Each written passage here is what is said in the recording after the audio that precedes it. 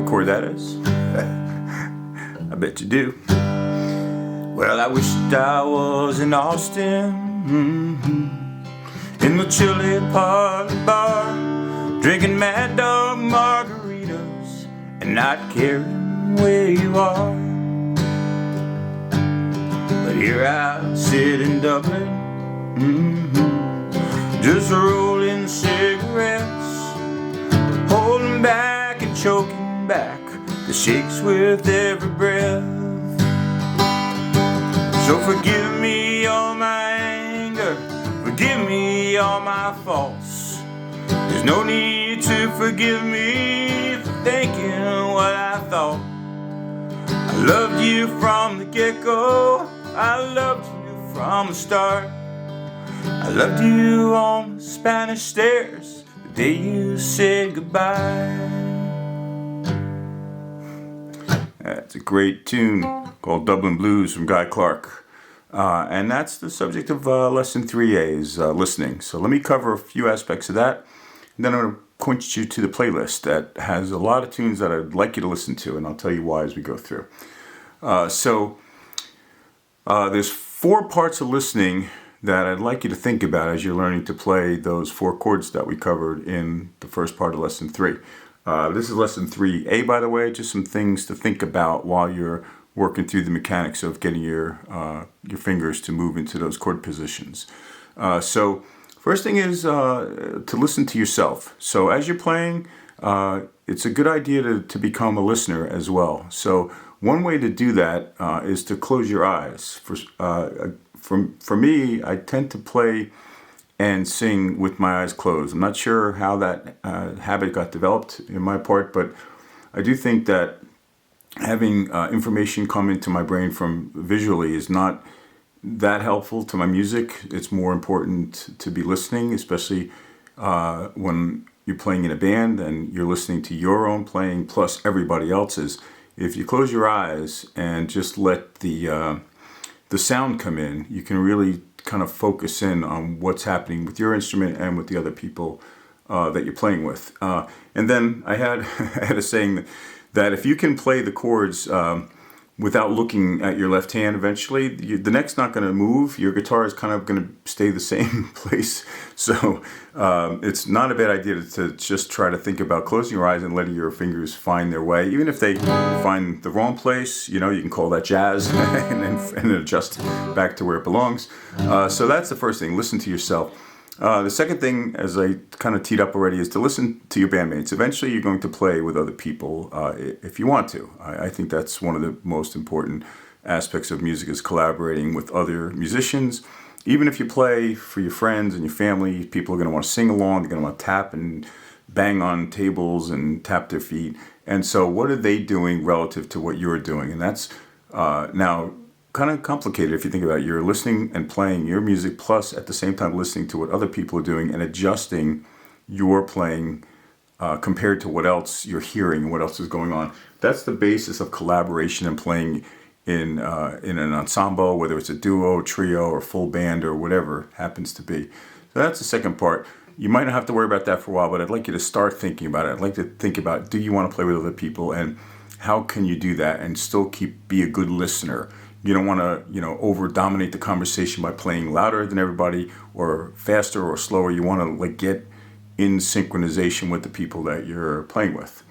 The videos that are linked in the playlist that's in the description will show you some fantastic examples of people that are just so good at being able to do that.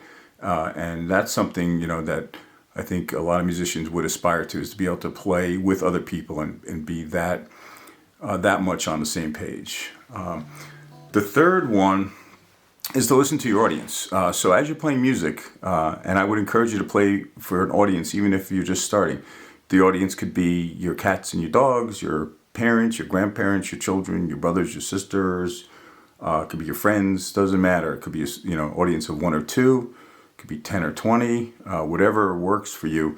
But I would at times think about moving your practice into a place where you have some audience to listen, even if you can only play one single chord. If you learn one chord from lesson 3 and you can play an E minor, play that for an audience. Your concert will last maybe 30 seconds, and that's fine.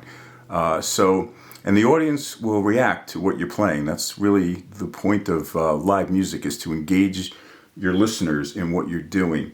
And so listening to them, like, did they get it? Do they get where you're coming from? If not, what could you do to change that? What could they do to change that? It's definitely a relationship that exists between the performing musician and the audience.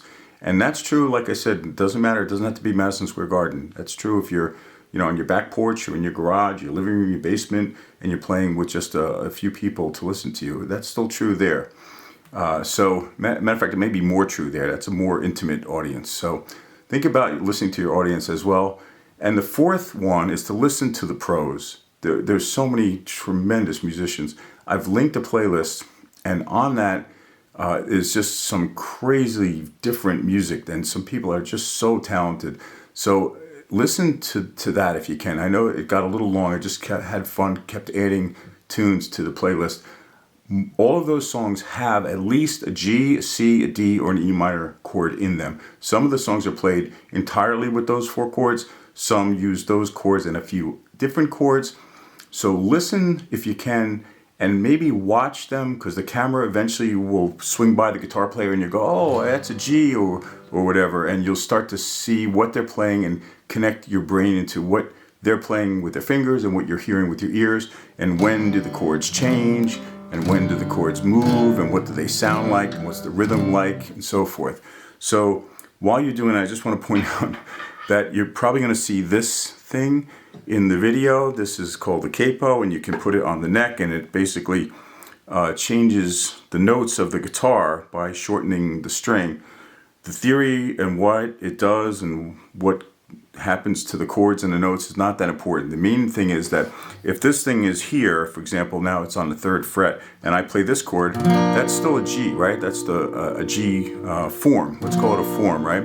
It's actually no longer a G chord in terms of its notes, but that doesn't matter, and if I explain that now, it'll just get boring. So just trust me for a little while that the main thing is that you're seeing the musicians playing G, C, D, D, and the chord forms that you already learned in lesson 3, you'll see if you watch these videos. You'll also see some slight variations. You'll see people playing, instead of G, they might play with 4 fingers, and their pinkies down, or you see, I think I did this once in the intro. I put my pinky down in the C chord. So besides the chords that I showed you in lesson 3, there are other variations of ways to play chords.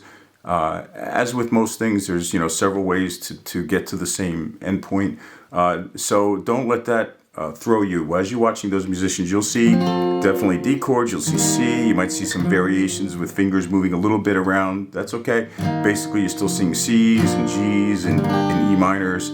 So take a look at that, give a listen to those professionals doing their thing, and watch how they collaborate, and watch how they play, and watch how rewarding it is to be able to play live music for an audience with people that you love to play with.